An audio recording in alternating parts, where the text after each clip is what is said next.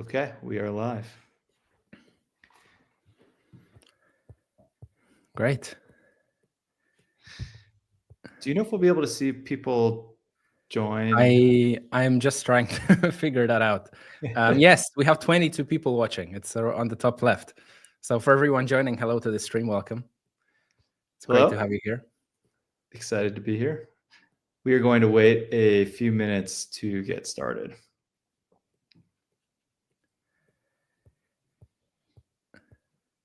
Philip, where are you? Where are you at? We can do some small talk here. Sure. Yeah, I'm currently in the UK. That's where I'm usually based. But for some of those that might know me, they know that I travel in between Poland and the UK because that's where I'm originally from. So they tend to see me travel. Although previously when I did and whenever I film videos, I actually have the same exact office setup, or I used to, in both countries, so nobody could tell. That's cool. Duplicate office. I love that. That was the idea. Yes. I think it's important to mention as people are joining this stream, if you have any questions throughout the stream, make sure you drop them down on YouTube or on the Luma. I will be reading them and I'll be making sure that they get addressed, and we'll have Zach answer those questions for you. Hello, Ben. Hello, Hong. Hello, Chris. Nice to see you guys here. Cool. We'll wait just a few more. I am going to Boston this weekend, and next week I'm going to be at a AI conference at MIT on a panel about the future of development. Yeah, which should be pretty cool. Oh, nice. Yeah. Is that sounds like an exclusive invite, or is that open to everybody? I think if you want to attend the conference, I believe you need a ticket. Okay, it's just a ticket. Got it. I think you need a ticket. I don't know if it costs money. I'm not super up on the details, but I am excited. I'm going to be on I think it's a panel with someone from Graphite, which is a cool product, and I want to say like the founder of Red Hat, which is pretty cool. Yeah. Amazing. Yeah. So you'll be the one answering the questions. I will be doing my best to answer some questions, give my thoughts on future of development. Yeah. Great. Yeah. Hey, Ramya. Nice to see you here. Yep. All right. We've got about 40 people currently. Cool. So I think we had about 140 RSVPs. So let's give it another minute or so, and then I can dive in. Amazing. I'm very excited. I think we're going to experience something truly remarkable today with how AI has evolved. So I hope everyone watching this is as excited as I am. Cool.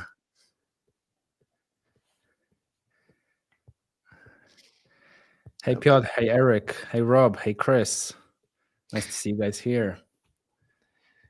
Okay. All right. I am going to get started. We'll just do some quick intros. So I'm Zach. I am the founder and CEO of Warp. For those of you who don't know Warp, Warp is a reimagination of the terminal. Began as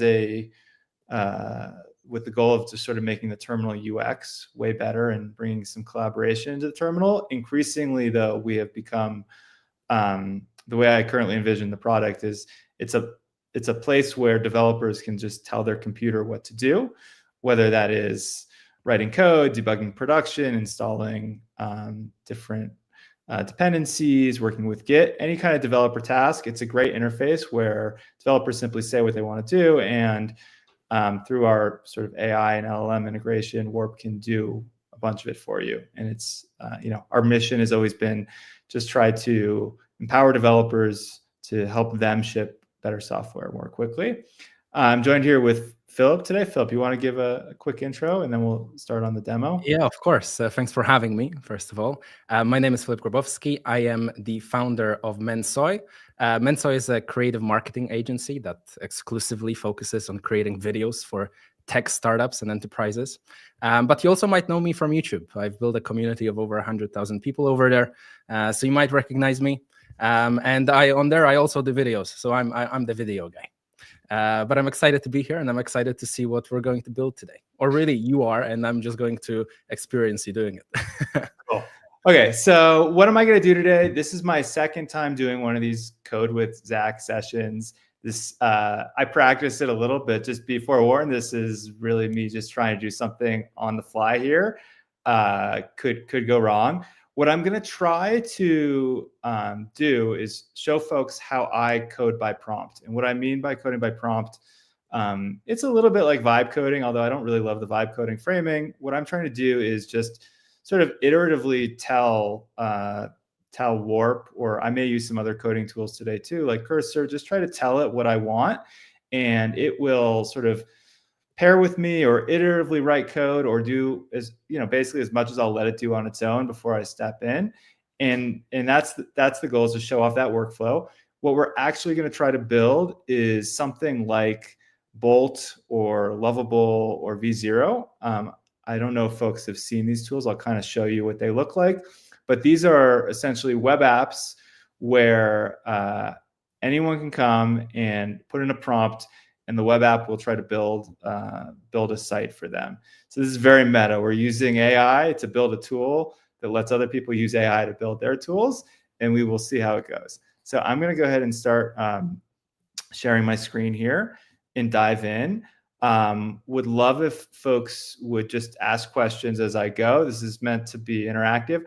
I'm not going to be able to look at the questions because I'm going to be I see a first engineer at Bolt double check the result. That's amazing. So I'm not going to be able to sort of see what people are typing, because I'm going to be in Warp here. Philip is gonna hop in and do that for me. First of all, though, Philip, is everything set up here correctly technically so that people can see? Yes, it does seem to me like it. If anyone can't see the screen, let us know. But I think if you can just give us a thumbs up or say you can see the screen, that'll be just double confirmation that it is actually working. And you can see currently Zach's terminal. Yep. So like I said, I'm going to do this in Warp. And Warp, in case you're not familiar, it is a terminal, but it also allows you to just say things in English directly to the terminal. So I could be like, tell me about my current directory. And this isn't the most interesting example, but we detected it's English. And there's a sort of agent that you interact with, which will run commands on your behalf, look at the output, and summarize them. So I'm going to show how we can use this to do a coding project. So I think one interesting thing here is, like, when I code by prompt, I try to do it basically with the same workflow that I would do if I were building this by hand. And I try and do it very iteratively. Like, you could try to sort of go from 0 to full app. I'm going to do it more iteratively. So I'm going to start by saying, help me set up a new React plus TypeScript plus Vite project in a new directory and new Git repo. Call it code with Zach website builder. Maybe, Zach, if you can just zoom in a little bit, it might be a little easier. How's this? Perfect.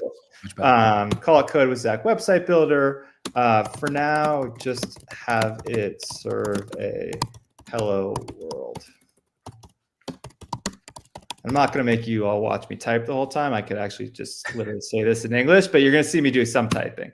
So I think this is an interesting thing here. So I asked Warp to do this, and you'll see different ways of handling this in other tools too.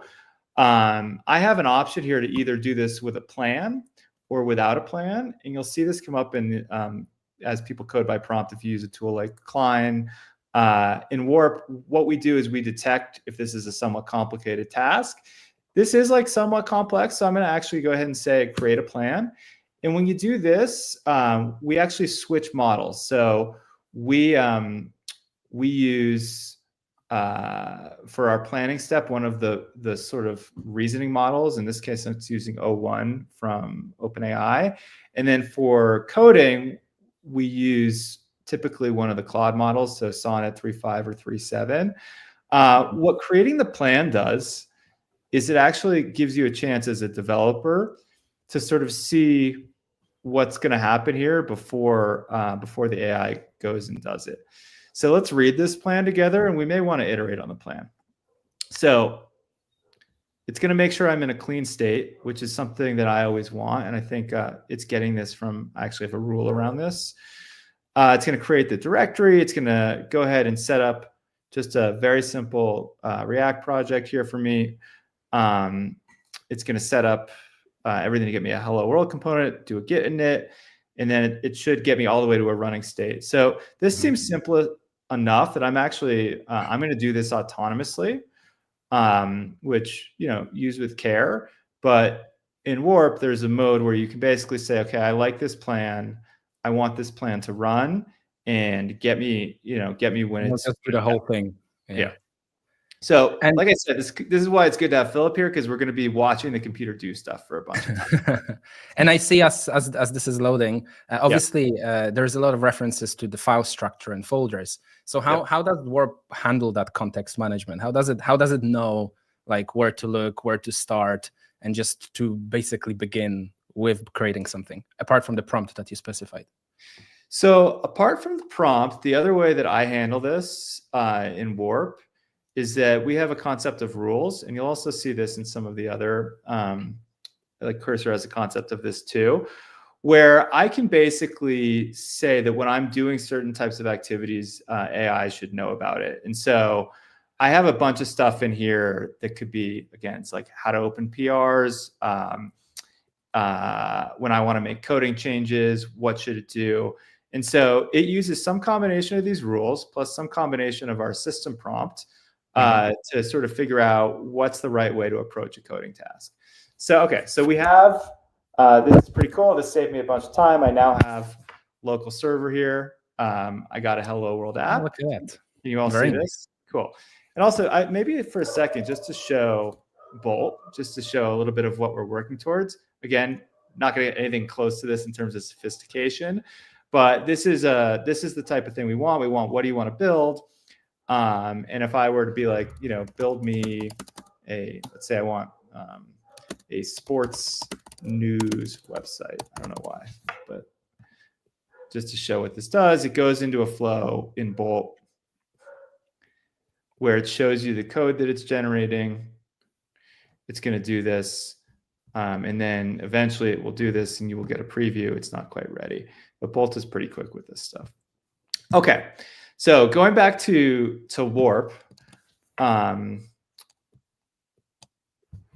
we now see we have this kind of blank canvas, new project. I'm in a Git repo. I have a hello world component. So I'm just going to do what I would do as like a normal developer here, which is I would sort of iteratively, build out the functionality. So the next thing I'm going to do is say on the home page, add a centered input box with a label that says, what do you want to build today?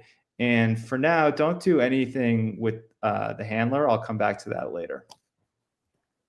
So here I'm just showing that I can actually literally talk to Warp. Amazing. And this is done via an integration with another startup that we work closely with called Whisper Flow. So let's see.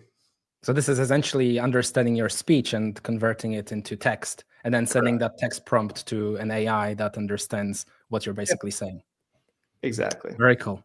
We actually have a question. I'm just going to pop it up as we're speaking. And Jin is asking, is Warp and Bolt calling the same APIs when interacting with the AI?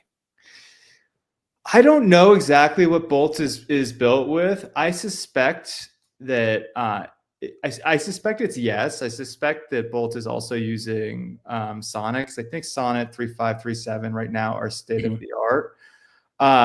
We do have the choice in Warp if you want to use a different model. Like you could choose to use an OpenAI model, or actually we're about to launch support for Gemini 2.5, which is going to be pretty interesting.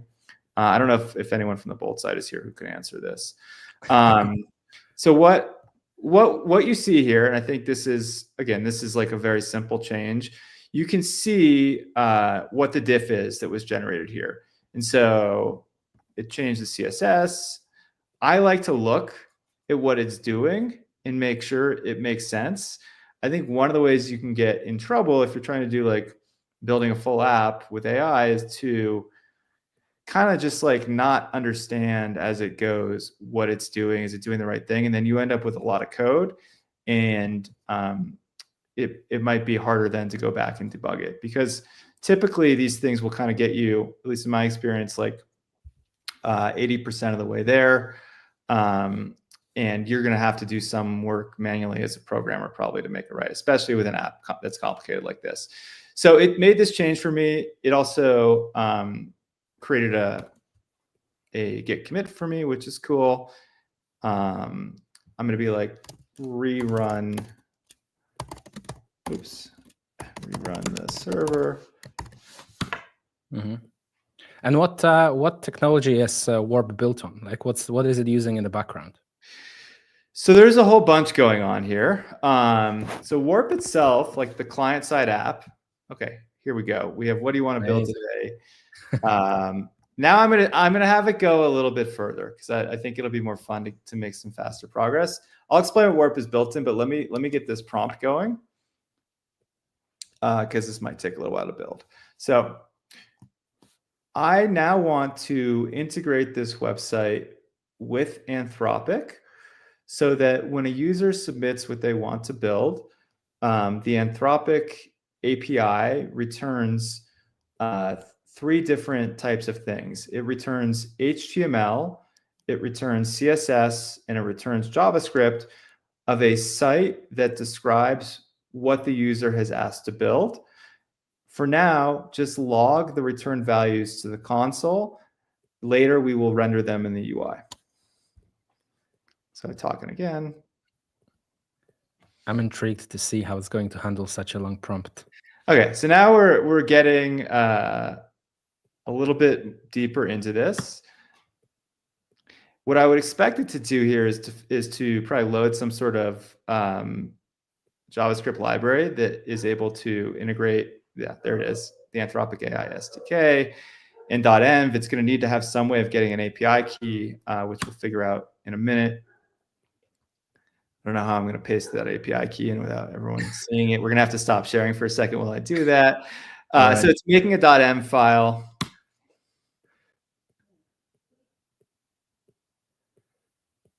So while this is going, so Warp itself is built in Rust, the client-side app, and it's not an Electron app. Sometimes people think that because it's got kind of a rich UI. We do the entire rendering all the way up the stack, even from like the shader code. We have our own UI framework, and it's Rust, and it's built to be cross-platform on Mac, Linux, Windows, and web, all using that same code base. And then for the AI part, so let's just see what we're doing here for 1 second. So now we have a button, which makes sense to me. We have extended the API. It's going to print out to the console what it got back. I want to look at the system prompt and see actually what it's doing here. I think that'll be interesting. So we've created a new TypeScript file. This makes a ton of sense to me. So it's going to get website code, which is HTML, CSS, JavaScript. It's going to read my API key from the environment. So let's see this. So it's picking a model here, Opus, that I don't necessarily know that we want to use. Yeah, it seems to be one of the weaker models. So maybe we need to ask it to update the model. Yeah, so that's one thing I'm going to change here, is to switch the model. Let's see the prompt. So it's coming up with a system prompt, and I don't know how many folks in here have done LLM programming before, but the system prompt is sort of like what sets up all the rest of the responses. So this makes sense to me. You're an expert web developer who builds websites based on user requests. Given a request, generate HTML, CSS, JavaScript for a simple but functional website. Return the code as JSON with 3 keys, HTML, CSS, JavaScript. Your code should be clean, minimal, and follow best practices. And then what we do is, as part of the first message, we're going to insert the user prompt here. This is awesome. It's doing a pretty good job, I must say. It is. It's going to try to find the JSON. If it can't parse JSON in the response, which we're very explicit in saying what we want, but sometimes these LLMs don't return exactly what you want. We're going to parse it. We're going to return it as an object. this seems pretty good to me, with one exception, which is I don't want to use Opus. So what I'm going to do here is I'm going to go into a refine flow where I say, instead of Opus, can you use Sonnet 3.7? Actually, or 3.5, please. And so this is something that I don't actually know if the other AI dev tools have this, but when we generate code diffs, there's like an iterative process going on here where sometimes the generated thing is not quite right, and I want to be able to change it before I save it. So hopefully we get basically an identical diff here, but with a reasonable version of Sonnet instead of Opus. So let's go back here and look. So now, looking at this, so we have a version of Sonnet, which I think it did a good job. It's basically identical. So okay, so let's do this. Are there any questions, Philip, on like what's going on? There is yes, there is a bunch of questions. So let's start off with a question by Catalin. Okay. And it's why is Warp trying to go into the coding tool space and compete with tools like Cursor and Windsurf? Isn't it meant to be used for writing code? He's asking because he's trying to understand how to use it better. It's a great question. So my view on the future of coding here is that we are moving from a world where people sort of write code by hand, and the typical flow for that historically has been, you open up your code editor, your IDE, you open up a bunch of files, and you find the right places in the code base that you want to make your changes. You type stuff out, maybe use autocomplete to do that. So that's the world that everyone has been living in and learned to code in. If you've learned to code in the last, 20 plus years, I think we're going to a world where you just tell the computer what to do.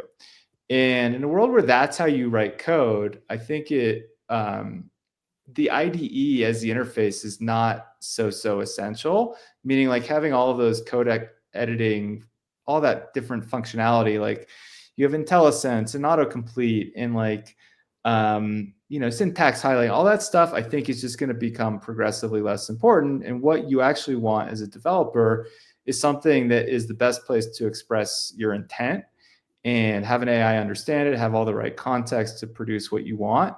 And working in this sort of iterative fashion, I think is actually really well suited to the terminal.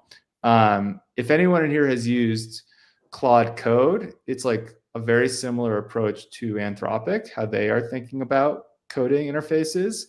Even if you use Cursor, Composer, or Windsurf's Cascade, I think what you'll find is that most of the work increasingly is done in a sort of like chat panel on the side, which is very similar, and I think not as good to just having like a straight up like command line where you tell the computer what to do. So that's like kind of how I see the future going. The other thing is a lot of people really like the terminal interface. And so I think, just adding this functionality in here, even if you're doing other kinds of work, like doing like production work or infrastructure work, it's hard to do any kind of work these days as a developer that isn't coding. So even if you're doing like Terraform or whatever, it's like, if you're doing stuff with Docker, it's like you need something that understands your code.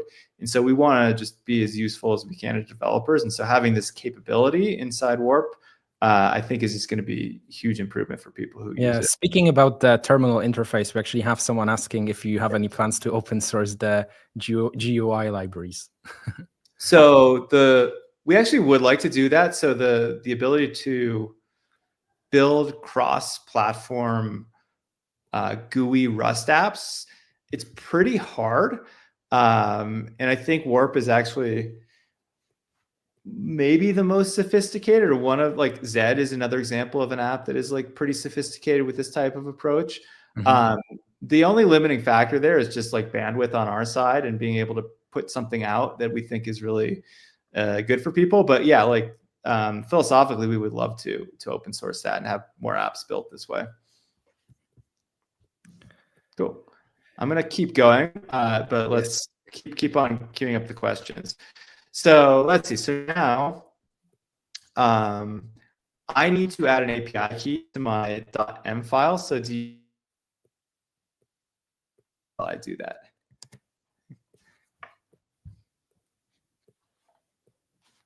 And if you wouldn't mind letting me know once we're not. Of course. Oh, yeah, you're good to go. Okay, so let me find our API key and add it.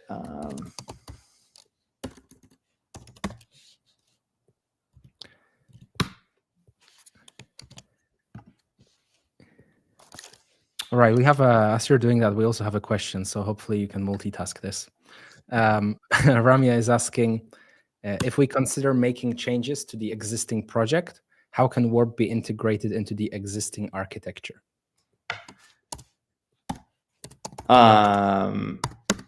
So sorry, I want to make sure I understand that.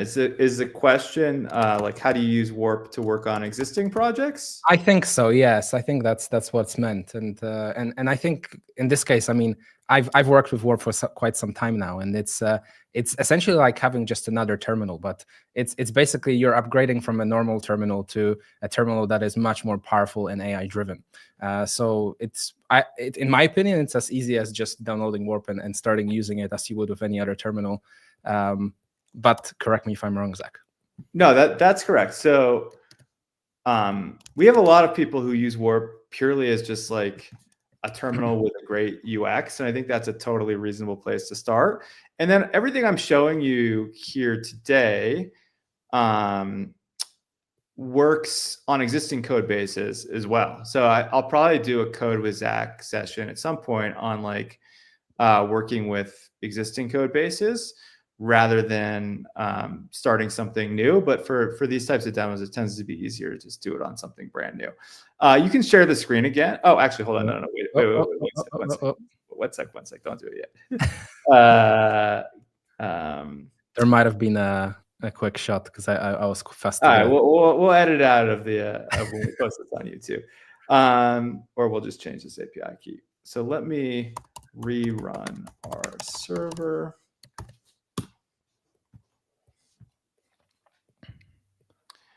And I'll tell you when we can continue here. Okay, we can continue. All right, sharing. Okay, and so now we have a bug. Okay, so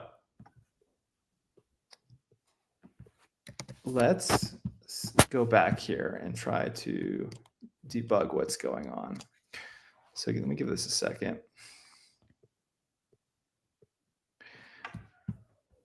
Okay, so I'm gonna say I ran the website, but got this message.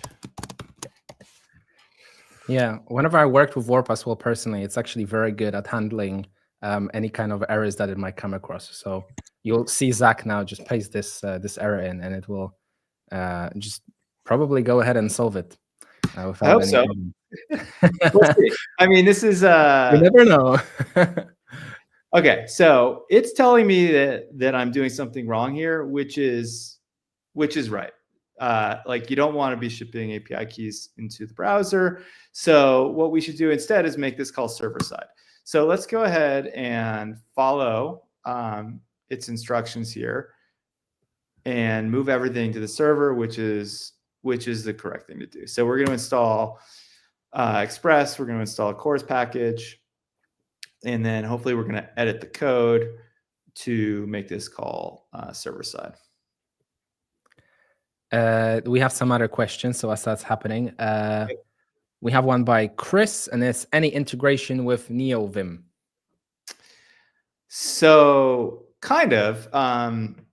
So first of all, we love NeoVim. We're a sponsor of them of their GitHub project.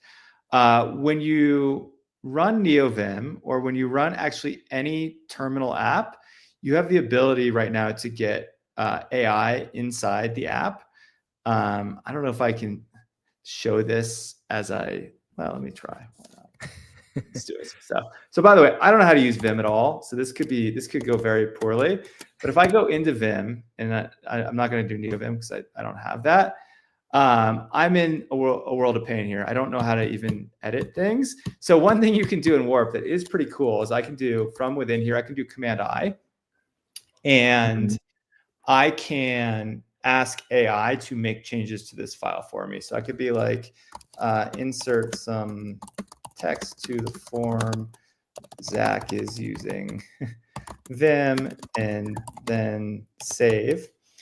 And what this does is it actually generates the sequence. So I think I knew this. In Vim, you have to push I and then all of this stuff here. And so by doing that, you can get, let's see if it did the right thing here.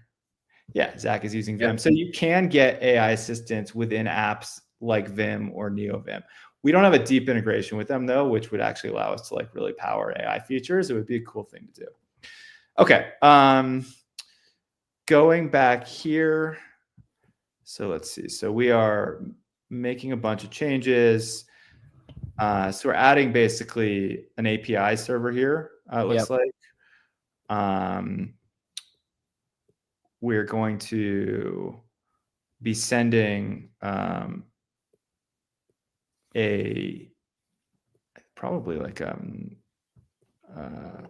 request from the client to the API server to get to do the fetching of to interact with Anthropic.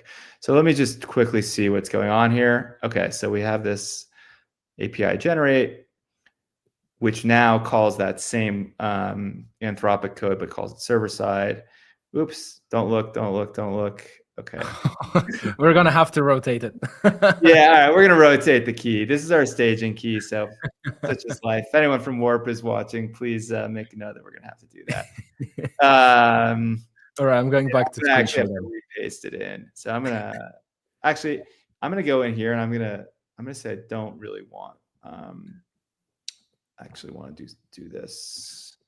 Let me know if you want me to stop screen sharing, but I don't think it's okay. I think we're done. I think the damage is kind of done there. Game over. Okay, so let's rerun with this on the server side. Oh, it probably wants to commit them. We're getting a bunch of questions. Maybe a quick one here. Will Warp allow agent mode with self-hosted LLMs like DeepSeek?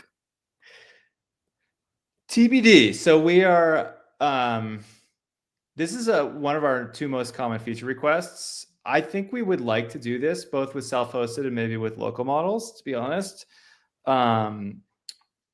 We have to figure out how it would work with the way that we do AI, because a lot of the logic for AI right now is happening on the server. I don't know why I got an empty diff there. Okay, but it's something I think the answer is yes. I can't commit to a time frame on it, but it would be I think it's something users definitely want, and I'm not philosophically opposed to it at all. I think it would be cool to provide. Okay, so we're going. Other questions while this is still working here? Yes. Someone says, why not have end variables supported for API keys? So we actually do have that. I guess, hold on, I can kind of show that. Wow. There's a lot to do while also trying to make sure that we're coding something. It's a multitask challenge. It's a multitask challenge. It's a great question. So I just want to make sure this is right. And then let me show off some of the, let me show how mvars work in Warp. Okay, so it's also now doing some stuff. It's noticing that it's broken something. Somehow this got screwed up. If anyone from Warp is watching, which I hope someone is, there's a bug here. It did something in duplicate, and so it needs to be cleaned up. While it's cleaning this up, so we actually do have this feature, which I think is pretty cool, called environment variables. And so let me see if I can, I don't know if we have the ability to filter these by last updated.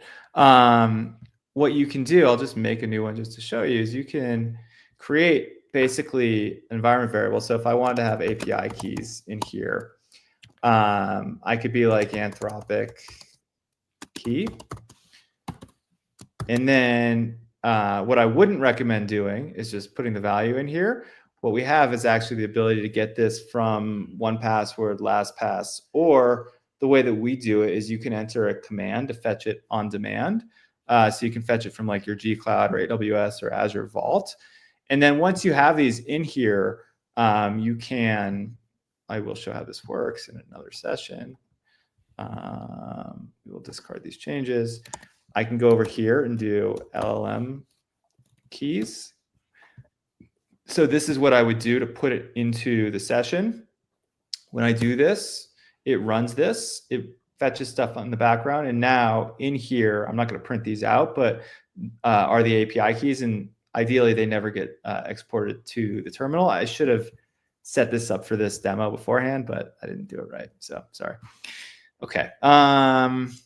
Let's see if we fixed remove duplicate code. Yeah, this was all duplicate. This is just a bug in Warp. Let's see where we're at. Other questions? Well, so it's still cleaning it up. I have a question for you. Have you ever been tempted to give your AI a personality? We also have, yes, is the short answer. For April Fools, we actually added this as a feature. You can do this if you want by adding a rule. In fact, if people want to see me do it, I could do it right now.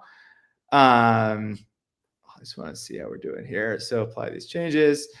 The easiest way to do this, for people who want to have fun with Warp, is you go into your rules panel, and I could say like, what's a funny personality that someone wants to see for a second? Arnold Schwarzenegger. Is that a valid one? Yeah, respond with, so we'll call it Arnold. We'll be like, the agent should respond with the personality and voice of, who can help me spell this? I have no idea. It'll know. That's good. That's probably good enough. So I'll add that, and we'll make this a little bit more fun. Let's see how we are doing here. It's still thinking. Okay. All right. It's going to start both of these servers. Uh-oh, we had an error. So let's see. We are missing NPX. Give it a second. I really like how sometimes it just finds the error itself and it just doesn't ask but continues to solve it because it just knows. Yeah, I mean, that's one of the most magic things about this is its ability to sort of self-correct. Yeah. So we are adding this package concurrently. Okay, and we have another error. So let's let it debug that as well. And like I said, this is a live coding session here, so we'll see how far we get. Live coding sessions are always the most exciting. It's the only time you really get bugs as an engineer, just for everyone that's watching this. Other than that, we're pure perfection. And I haven't seen any Arnold stuff yet. I'm hoping we get some of that at some point here.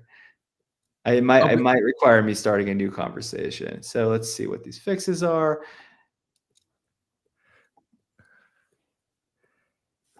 Okay, we're putting some types onto this. Let's try this. I'm going to kind of go a little faster and trust it a little bit more because I want to see how far we can get. I think that sounds exciting. And another one. Let's have it fix this. All right. We have another comment actually that I didn't see previously. I think it's a good one. Do you guys have a plan to enable locally run models in the future? For example, if I wanted to run Ollama with DeepSeek and get Warp to use that. Yeah, this is a variant of the other one. That we would like to do both local and self-hosted. If people want to, like, we actually support DeepSeek right now. If you want to play with DeepSeek, but I don't think that's what's underlying these questions. I think the question is really about. Let's see this. Yeah, if you guys have further recommendations of things that you would want to see in Warp, let us know in the comments. I am actually curious, like how people So my biggest concern with like actually with like local model or self-hosted is just the quality difference compared to using something like the latest Anthropic model. I'm curious if people are successfully using these models and why, if it's all about cost savings or if it's more about privacy, security, that type of thing. So let's see how we're doing here.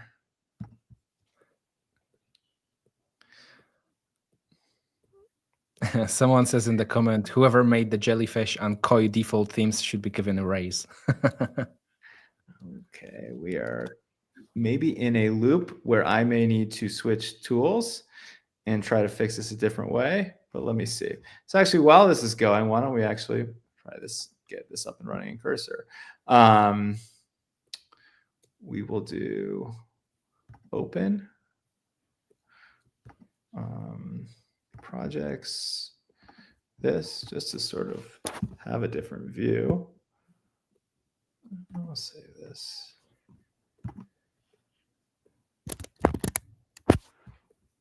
And while we're trying to fix this, let's see how close we're getting.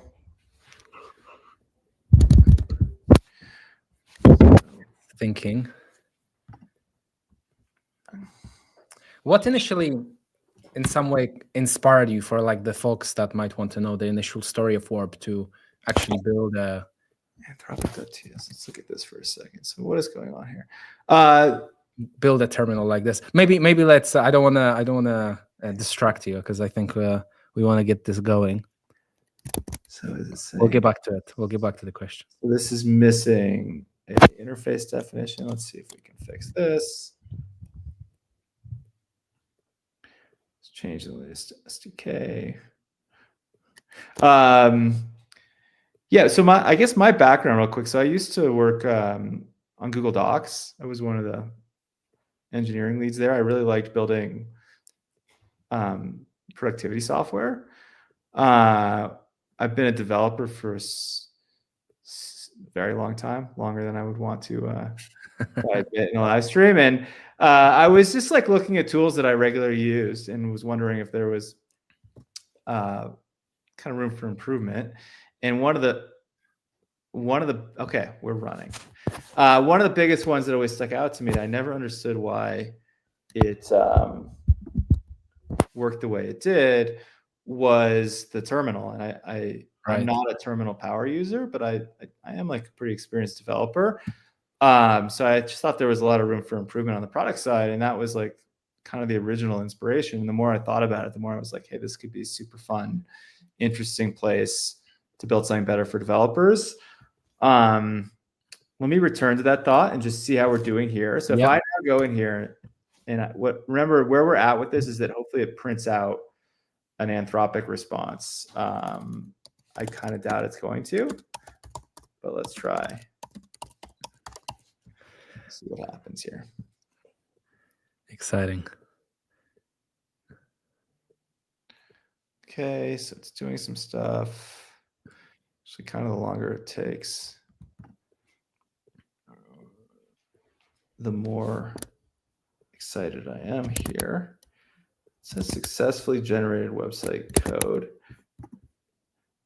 I would have thought that it would print it. Let me look for this. Oh, I think maybe it's in the console, because I think one of the prompts it actually said that it's going to show the reply in the console rather than on. We'll have a look. Oh, is it doing it in the JavaScript console? So this is an interesting lesson if that's actually what's happening. That is actually what's happening. All right. Amazing. Okay, so we are making real progress here. So now I'm going to go back here and I'm going to have this, I'm going to reprompt it. By the way, this is awesome. I'm making real progress. So instead of printing the HTML, JavaScript, and CSS code to the console, please make an iframe on the right side of the app where you render the returned code from Anthropic so the user can preview it.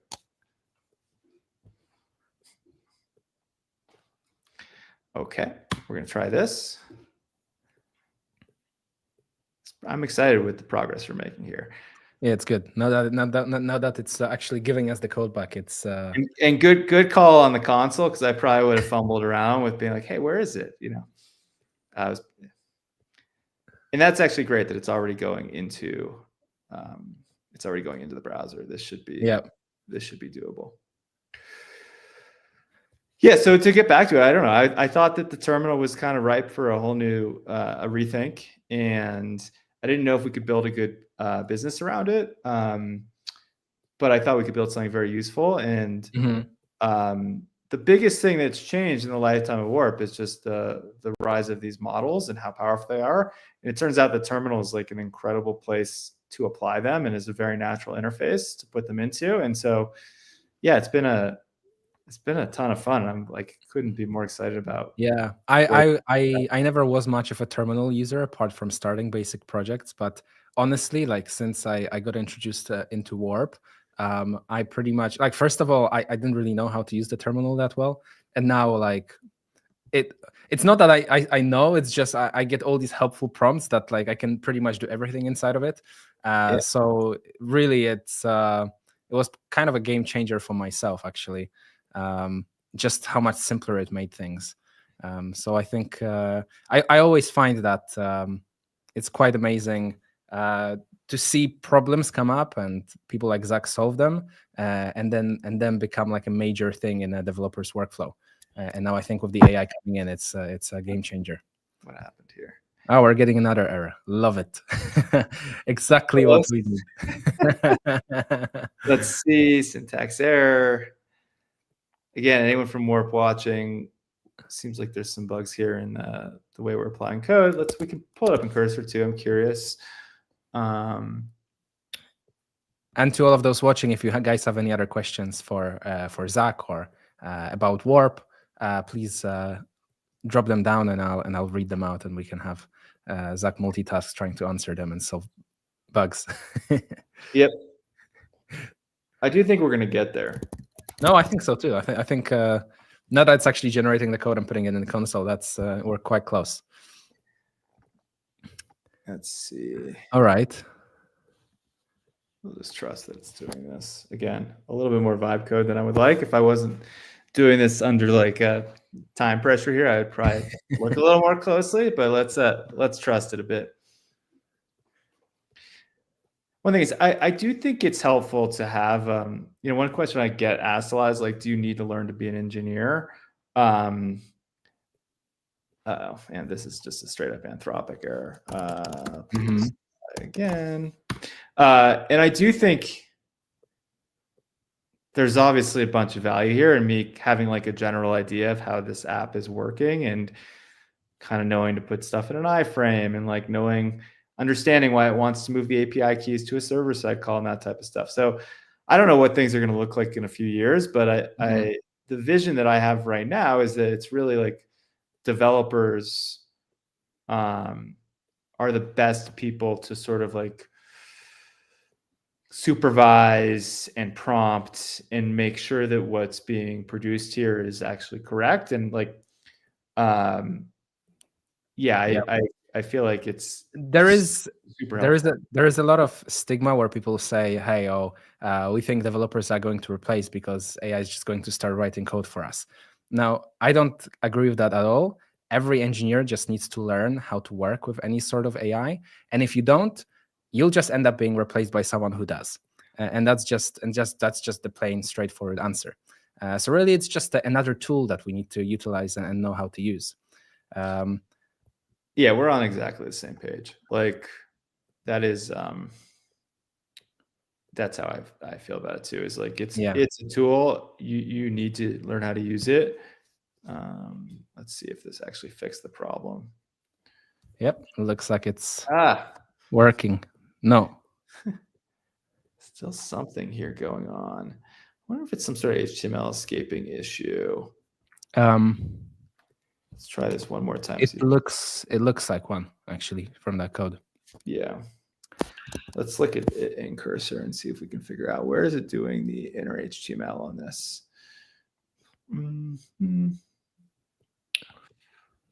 This seems Can you zoom in that a little bit for the folks watching? Yeah. We have 90 engineers in the call, so maybe You someone. do? Oh my God! So someone's going to be able to tell me what's going on here.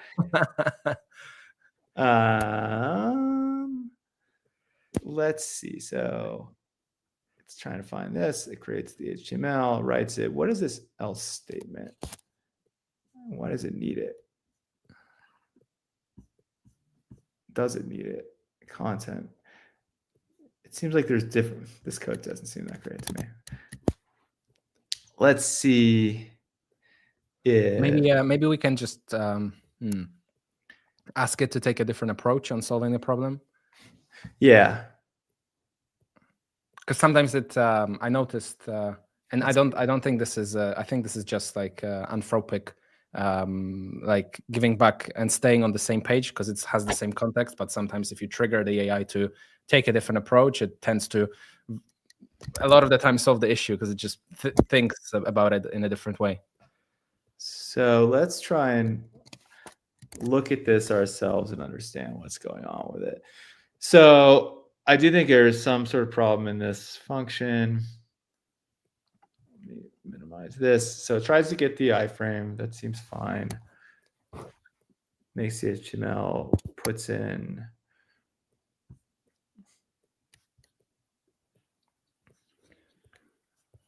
And then where's the problem in here? Would appreciate. Someone is saying that. Actually, I'll read it out, and while you try and find this, I think that these sessions will get better with Gemini. I find that Gemini 2.5 gives a lot of comments and generally produces very few bugs, other than the errors produced by outdated training data.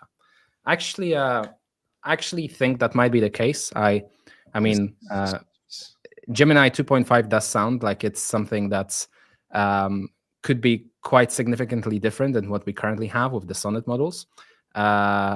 Of course, I'd be eager to try it out and see for myself. But you can actually, with Warp currently, what we could have done is gone into the knowledge base and added specific instructions for it to give us comments of what's happening in the code, perhaps to allow us to follow it a little bit better.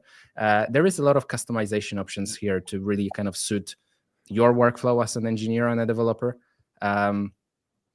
So you know, this is obviously live and kind of on the spot, but it's frustrating because I think we're so close. We are, yes.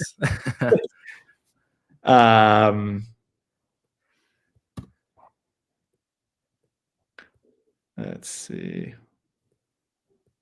Same problem here. This is something with Vite. Let me just see what this. I think there's just like a straight up syntax error in here. I would like to see if Cursor can fix this for me. So this seems wrong. Function app. So so that did seem to parse. Let me just try this one more time. I don't want this to rerun it. Let's go back and run this again. Mm-hmm. So it was. It looks like it was. I think I fixed it. Okay, there we go. Try this. Build me a sports news site. Oh no, lovely. Okay, that's good. We're getting somewhere. 401. Authentication. So what's wrong here? It's let's see. Is it something with the modal? I don't know. No. Oh, Ben is saying that they rotated the key already, so that might be it. All right. So let me know. I'm going to stop screen sharing for 2 minutes, and I'll let you change it. Yeah. They already rotated the key. Incredible. Okay. All right. I stopped sharing. Tell me when you've stopped. Yeah. Yeah, you're good to go. You're good to go. Okay. So, Zach, look at your DMs. I think they sent it to you on Slack. Okay. I have a bunch of DMs. Who sent it to me? Zach. Zach to Zach. Okay. I need one now, Zach, if you can hear me. Yeah.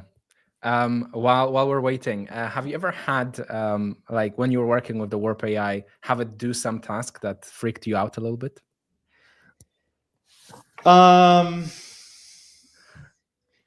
It's definitely been overeager when I've given it sort of too much autonomy. Like we had something the other day where it was like committing to our master branch, which was not.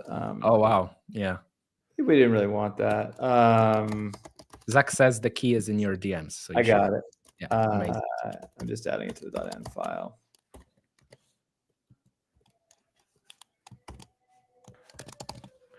Okay. Let me just confirm that it's working for a second before you share. Yep.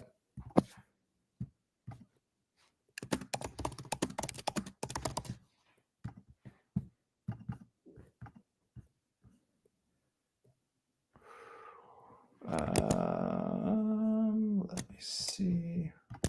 Actually, Ben left an interesting comment. I'll read it out. Warp created a simple desktop app in Swift for me. I don't know Swift, and Xcode lacks agents. It's so handy for a non-JavaScript dev. So there you go. That's a prime example of how helpful it can be. Definitely. 1 sec. All right. Just getting this to go. Yeah, shout out to the development team helping the CEO. I actually agree. Great guys. They're on it. They're on it. Well, they rotated it mid thing. How am I supposed to do the demo with the API key? All right, let me try again here.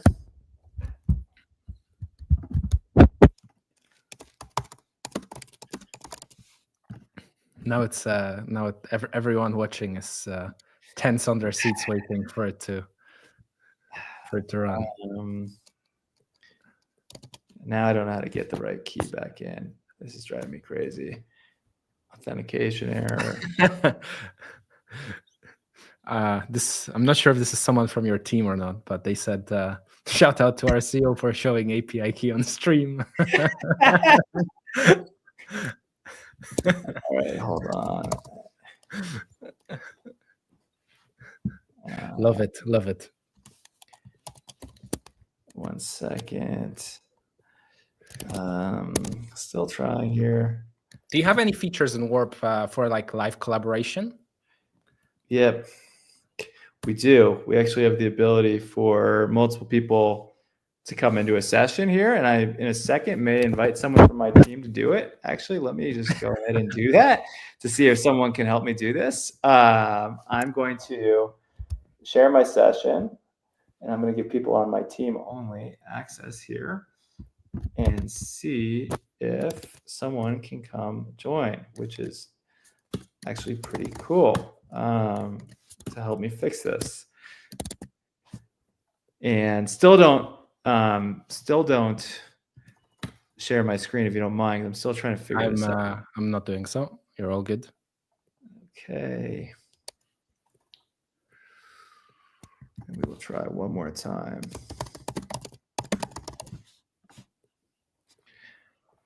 Okay. I think we got it. Amazing. I think we got it. Give me 1 second and then we can share. Yep. Well, listen, we only gain people watching the stream. Oh my God, people are waiting eagerly. We got so close. The JSON didn't parse.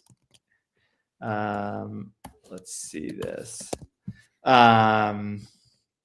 You can share my screen again, by the way. All right. Okay, I'm sharing. Yeah. There we go. So the update is I was able to make the request to Anthropic, and it didn't quite return valid JSON, so the JSON parsing failed. We're going to see if we can fix this. And then we're going to try one more time, and then I realize we're just about at time here, but I'm so close. I reckon perhaps maybe we can push it a few minutes. Okay. And you can see up here, we actually have a couple Warp people collaborating on the same who are in here right now. I don't need them to do anything, but in case I have a problem, they could.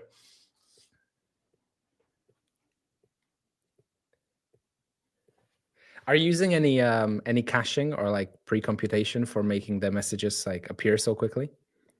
Or is that all just based on Afropic giving you a fast reply? For this example, we're not Mm-hmm. doing anything like that. For the real Warp AI, we use a bunch of different techniques to try and make it fast. We use a bunch of prompt caching stuff as well. Mm-hmm. But for this demo, this is just like the simplest. Oh, killing me. Let me see if I can go back here and fix this myself.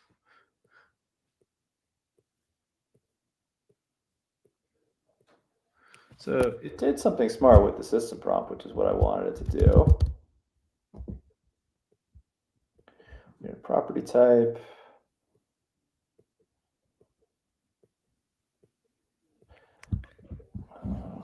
Let's see if we did this right. For anyone watching, if you have any questions, please drop down below. We are approaching the end of the stream. I'm pretty sure we will get this working, but for the time being, do ask your questions. So we'll also hopefully leave some few minutes at the end to answer those questions as well. Okay, we got a building. Let's try this one more time. All right. Site. I don't know why I picked this, but let's see. We are generating website code. Give me something, please. Anything. And okay. Successfully. Can you check the Well, I was expecting to see something in here. So what happened here? Check the console. So we have it. It couldn't find the iframe elephant. Okay.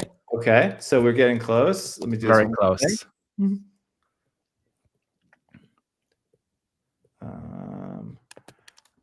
Ensure the iframe is rendered. I'm getting an error where the iframe was not found.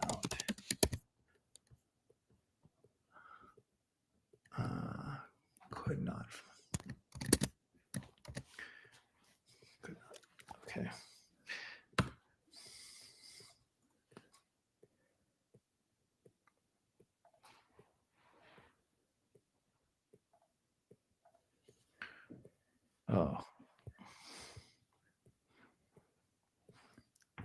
Oh, the lazy Indian techie says, I want to personally thank the Warp team for this product.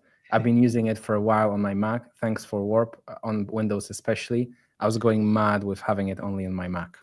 Nice. Yeah, Windows Warp on Windows was a great release. It is the Windows version working well? So this actually seems to maybe be a race condition. That's interesting. Okay, I'm going to try and fix this with a timeout. I don't know if this is how I would actually fix it in the real world, but we're at time here, so let's just see if we can do it. Yeah, people are saying it works well for them on Windows. Nice. That's fine. Iframe handling. I've done in my life more iframe work than than you should have had. Yeah. It's actually, I don't miss this working in Rust. There are some downsides to working in Rust for sure. It's like we don't have access to the full web ecosystem, but not having to deal with iframe loading race conditions is not one of them. So let's see. I'm gonna trust this. Yeah, it looks like I did a reference, so I think that might actually solve it just by saying it very quickly. Oh, let's place closing div. Okay. I think we should maybe give this one more shot. Like, how long should I go on this, you think? I reckon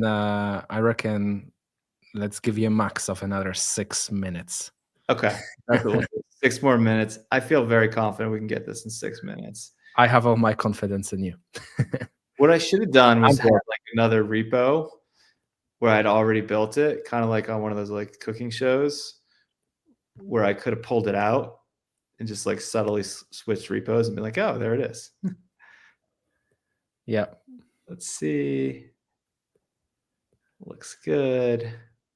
But we want to show everyone the live, you know. No, I think no. so. I think it's more fun to see things not work sometimes.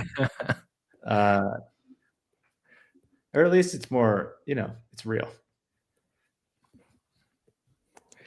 Yes, like I said before, if you're not getting any error or bug or something during a live stream or during a demo, is it a demo? No. Is it a live stream anymore? No. Absolutely not. Okay, it wants to keep improving it. Kind of wish it would just be satisfied with it, but it wants to do its thing, wants to make it great for everyone watching, and so I respect that. Okay. All right. Are we good? Tell me we're good. By the way, someone mentioned Gemini. We're going to be Gemini 2.5, yeah. Yeah, we're going to be launching Gemini 2.5 support in the next day or two. Not as our default yet, but it's something that people can experiment with. All right, we have a cool loading indicator here. It's generating code. Let's see if it can stick it in the iframe correctly. Ah, man. What happened? Still there. Doesn't like the iframe. You know what? I could have it just bail on the iframe and just put it into a regular element. That's not what I would necessarily recommend doing in real life here, but all right. So maybe ditch the iframe and let's say this: instead of putting the code into an iframe, just put it into a div in place of the iframe. That should be easier. Mm-hmm. Let's see if it can do that.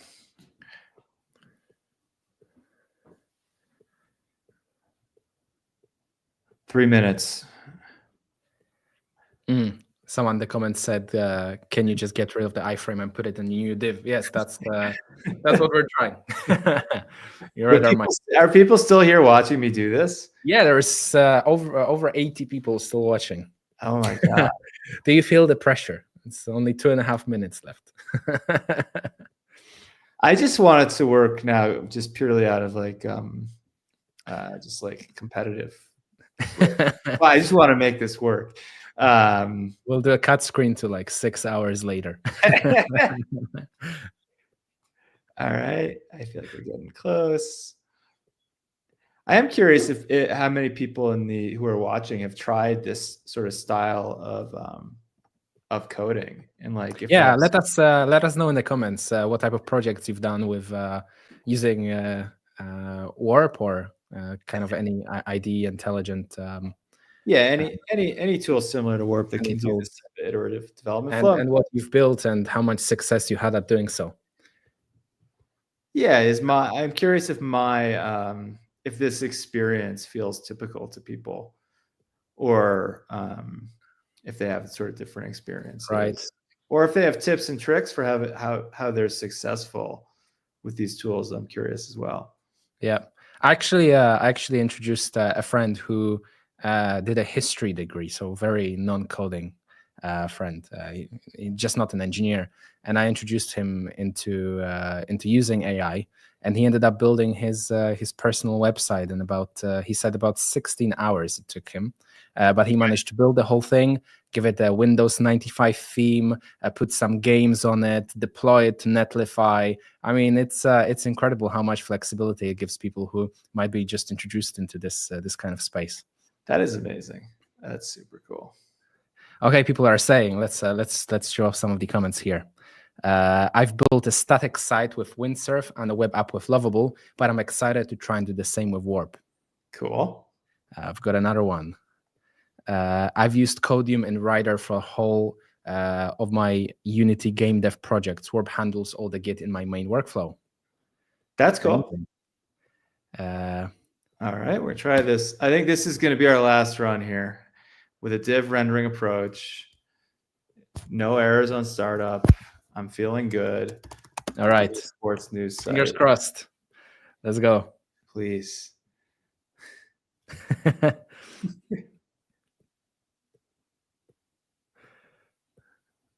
I wish I had sound effects. I'll do like yes. Hey, there we go. Look at that. That was literally on the minute. How amazing. Sports news. If I were to keep going, I would maybe put some placeholder data in here. I'd put some images in. I feel really happy that I was able to get amazing. Amazing. Look at that. Else. Let's do a restaurant reservation site. I'm getting greedy here now, but this was fun for me. I hope people got value out of it. If you do get value out of it, we're gonna post this. Oh yes, look at this. Look at that form, reservation form. This is amazing. All right. I am gonna come back here for a second. Just go into this mode. I hope that people got something out of this. I'm gonna keep trying to do this. And I would love more suggestions on how to improve it, make it a valuable use of people's time. Thank you to everyone who stuck around and watched me muddle through this. I hope you got something from it, and appreciate you all taking the time to watch. Philip, any last words? Well, I had fun. I think this was a great experience, and I think it will be great for you guys to try Warp. Do you guys have any community that you can have people join? You should definitely follow Warp on YouTube. I think. Yeah. So we have both a Discord and a Slack. We also have a preview build that we launched recently. If people want to get access to the early stuff that we're doing, we have a special group called our Alpha group, where if you're actually willing to commit and give us like detailed feedback, that's another option. But yeah, we would love to hear from you in any of those channels. Awesome. Cool. Yeah, it was great to have everyone on stream here, and we'll see you in another one that works. Okay. Thanks, Philip. Thanks, everyone, for joining. I'm going to end this. Bye-bye. Thanks. Bye-bye.